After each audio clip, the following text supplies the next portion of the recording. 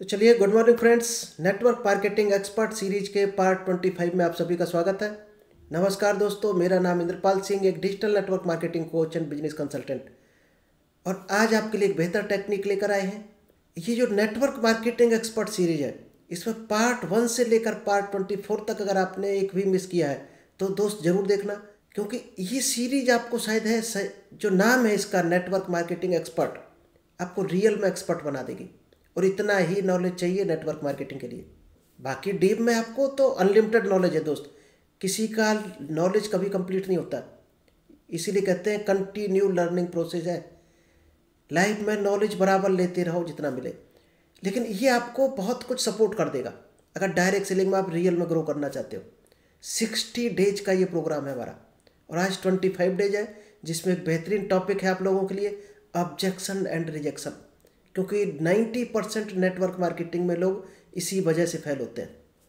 तो बेहतरीन टॉपिक है आज का।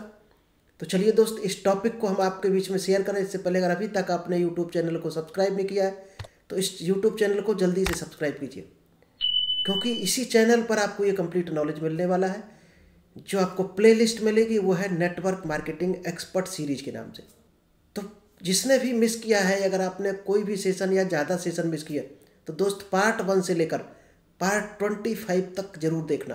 तो चलिए आज चलते हैं ऑब्जेक्शन एंड रिजेक्शन, जिसका सबसे बड़ा कारण होता है यहीं पर 95% लोग सरेंडर करके नेटवर्क मार्केटिंग को क्विट कर जाते हैं। तो शायद है अगर ये आपने सीख लिया तो आप कम से कम क्विट नहीं करोगे। तो आप एकदम सही वीडियो पर हो, क्योंकि ऑब्जेक्शन कब आता है? अगर आपने ऑब्जेक्शन को समझ लिया तो पहला जो पॉइंट है अंडरस्टैंडिंग ऑब्जेक्शंस, कि ऑब्जेक्शन आते ही क्यों हैं। दोस्त, सबसे बड़ा कारण ये होता है कि हम कस्टमर का रूट काज को नहीं समझ पाते, यानी जो मेन कारण है, जो जड़ है, यानी जड़ तक नहीं पहुंचते। हम कुछ और समझा रहे होते हैं, उसकी प्रॉब्लम जो जड़ होती है वो कुछ और होती है। तो दोस्त, जड़ तक हमें पहुंचना है प्रॉब्लम की। अगर प्रॉब्लम की जड़ तक आप पहुंच पाए तो आप ऑब्जेक्शन को ईजिली हैंडल कर सकते हो। क्या प्रॉब्लम की जड़ हो सकती है? प्राइस हो सकता है, जो उसके बजट से बाहर हो, कम ज़्यादा उसको लग रहा हो प्राइस, ये एक जड़ है। हम वहाँ पर बात नहीं करते, हम प्रोडक्ट के आगे पीछे घूमते रहते हैं। वो प्राइस पे सुनना चाहता है, हम प्रोडक्ट पर अड़े रहते हैं। तो ये जड़ पर आपको पकड़ना है कि सामने वाले की प्राइस तो प्रॉब्लम नहीं है। अगर प्रॉब्लम पकड़ पाए तो ऑब्जेक्शन को आप चुटकियों में हैंडल कर सकते हो। सेकंड आता ट्रस्ट, कि सामने वाले को बिलीव नहीं हो पाता। अब वो चाहता है कि हमें भाई साहब इस तरह से समझाओ बिलीव हो जाए, कुछ एग्जाम्पल दो, टेस्टिमनी दो। हम प्रोडक्ट प्लान को लेकर आगे बढ़ते रहते हैं, यानी बिलीव पर कभी बात ही नहीं करते। तो उसका डाउट और बढ़ता चला जाएगा। डाउट क्लियर करना चाहिए, उसका डाउट हम क्या कर रहे हैं, बढ़ा रहे हैं। एक ऑब्जेक्शन आ सकता है टाइम की प्रॉब्लम। वो चाहता है हमें टाइम निकाल कर दो कि हम इस बिजनेस को कैसे करें, कहाँ से टाइम निकालें, और हम उसको प्रोडक्ट प्लान। तो नीड फाइंड आउट करनी है कि सामने वाले की ज़रूरत क्या है, उस नीड पर आपको काम करना है। तो सबसे इम्पोर्टेंट क्या है, जब भी आप किसी से बात कर रहे हो, प्लान दिखा रहे हो, इनवाइट कर रहे हो, तो उसको एक्टिवली आपको ध्यान से सुनना है। और यही कारण है भगवान ने हमें 2 कान 1 मुंह दिया है। जब उसको सुनोगे तब आपको उसकी प्रॉब्लम्स आइडेंटिफाई कर पाओगे, और उसकी प्रॉब्लम आपको पता चल गई, आप इजीली उसको सॉल्यूशन दे पाओगे विदाउट ऑब्जेक्शन के। क्योंकि हम लोग क्या करते हैं, बोलते रहते हैं, सुनते नहीं हैं।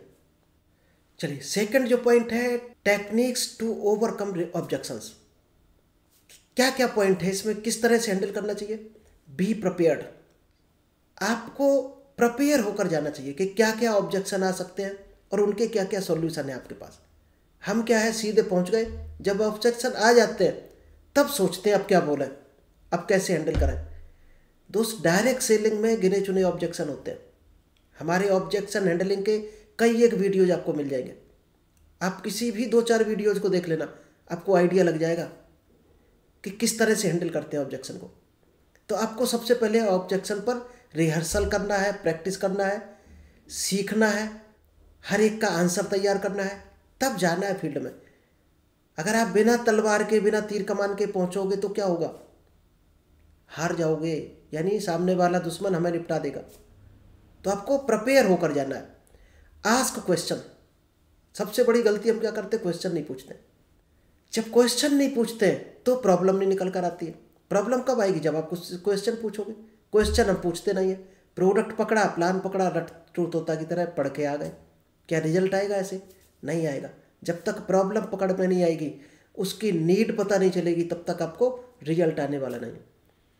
प्रोवाइड सोशल प्रूफ, आपको एक प्रूफ देना पड़ेगा सामने वाले को। टेस्टिमोनियल्स हो गया, किसी का कोई कमेंट्स के थ्रू आया हो सकता है, किसी का कोई रिजल्ट का टेस्टिमनी है, प्रोडक्ट का टेस्टिमनी, अगर वो आप देखते हो। इनकम का भी हो सकता है, इनकम का प्रूफ। सामने वाले को बिलीव नहीं हो रहा कि इस बिजनेस को इनकम आती भी कि नहीं, तो आपके इनकम के टेस्टिमनी रखने चाहिए। पेमेंट वाउचर, बैंक स्टेटमेंट, इस तरह के रखने चाहिए। आपको जैसे पता चले इसको डाउट हो रहा, तो आप ऑटोमेटिक पहले ही एडवांस में दिखा दो।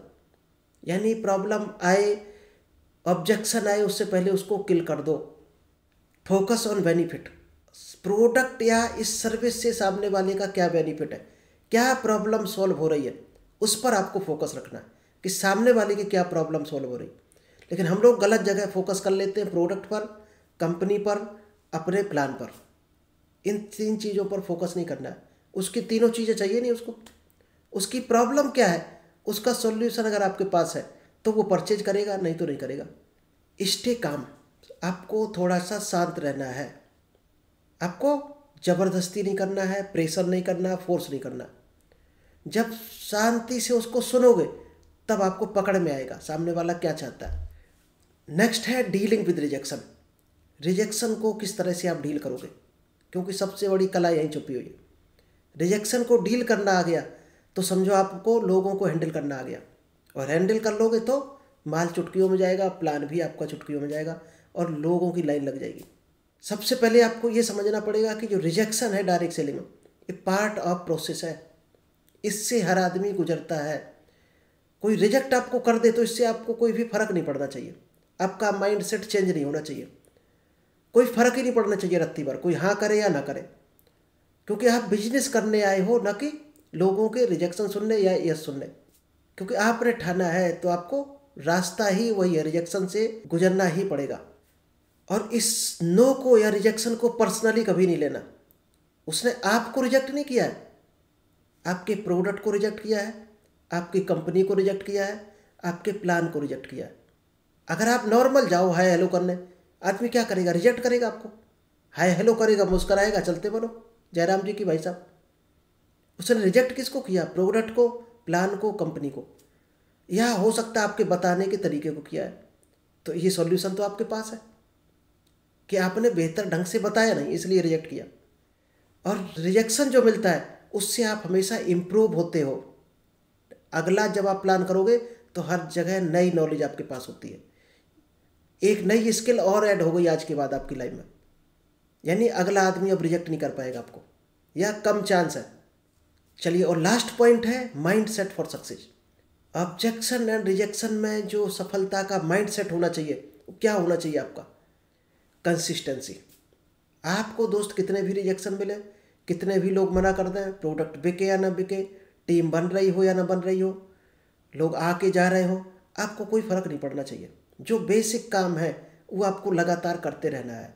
नो मिल रहा कोई दिक्कत नहीं, एक दिन जरूर एंड हो जाएगा नो का, ये गारंटी है।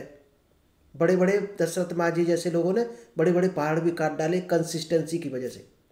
तो कंसिस्टेंसी बरकरार रखकर काम में लगे रहना है।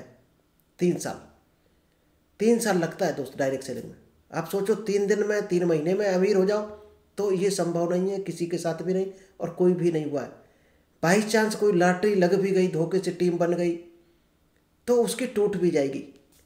मेहनत से जो बनी होगी 3 साल मेहनत करके, वो आपकी ज़िंदगी भर साथ देने वाली है टीम। नेक्स्ट है एडॉप्टेबिलिटी, यानी आपको क्या चीज़ अडॉप्ट करने, फीडबैक अडॉप्ट करने हैं, रिजल्ट, फीडबैक, टेस्टिमोनियल्स, इनको आप कलेक्ट करते रहो, आगे बढ़ते रहो। आपका एक्सपीरियंस बढ़ता रहेगा, नॉलेज बढ़ता रहेगा, और लोग इसको अडॉप्ट करना शुरू कर देंगे। फोकस ऑन रिलेशनशिप, आपको हमेशा रिलेशनशिप पर फोकस रखना है। हम लोग क्या गलती करते हैं, किसी ने रिजेक्ट कर दिया तो हम उसको रिजेक्ट कर देते हैं कि इससे आज के बाद हम बोलेंगे नहीं, आज के बाद इससे बात नहीं करेंगे। ये एटीट्यूड दोस्त चेंज करना पड़ेगा। वो प्रोडक्ट नहीं ले रहा, कोई बात नहीं, बिजनेस को नहीं ज्वाइन कर रहा कोई बात नहीं, कंपनी में नहीं आ रहा कोई बात नहीं। अगर ये 3 चीज़ें नहीं होती तो क्या उससे आप लड़ाई कर देते? नहीं करते। तो ये मान लो उस बिजनेस के लिए अभी नहीं है, अभी वो बिजनेस की ज़रूरत नहीं है उसको, ये मान के हाय हेलो जारी रखो उसके साथ। सबसे इम्पोर्टेंट जो चीज़ है, सेलिब्रेट स्मॉल विंस। जब भी कोई छोटी सफलता मिले आपको या टीम में किसी को, तो उसको मोटिवेट करो, अप्रिसिएट करो। और सबसे इम्पोर्टेंट है खुद को अप्रिसिएट करना। जो खुद को अप्रिसिएट नहीं कर सकता है, आपने मान लीजिए आज 2 ज्वाइनिंग हुई आपकी, तो रिवार्ड के रूप में खुद को चॉकलेट खिलाओ। ये सेल्फ अप्रिसिएशन होता है। जो खुद को अप्रिसिएट नहीं कर सकता है, खुद को मोटिवेट नहीं कर सकता, वो कभी दूसरों को भी मोटिवेट नहीं कर सकता, कभी दूसरों की भी तारीफ नहीं कर सकता। तो अगर आप चाहते हो दूसरों की तारीफ आपके द्वारा हो, तो पहले खुद की तारीफ करनी पड़ेगी, खुद को मोटिवेट रखना पड़ेगा। क्योंकि आपके पास जो होगा वही तो दे पाओगे दूसरों को। खुद नेगेटिव हो, क्या दूसरों को मोटिवेशन दे सकते हो? कभी नहीं दे सकते हो। आवाज़ ही निकलेगी, आपकी नज़रें नहीं मिल पाएंगी, बॉडी लैंग्वेज नहीं बता पाएगा। तो चलिए दोस्त, आई होप आपको ये ऑब्जेक्शन और रिजेक्शन के बारे में एक डीप नॉलेज मिला होगा, और आप इस तरह से हैंडल करोगे तो आपको ऑब्जेक्शन रिजेक्शन से कोई फ़र्क नहीं पड़ेगा, और आप डायरेक्ट सेलिंग में आगे बढ़ोगे, ग्रो करोगे। तो thank you, all the best. मिलते हैं नेक्स्ट बेहतर टॉपिक के साथ।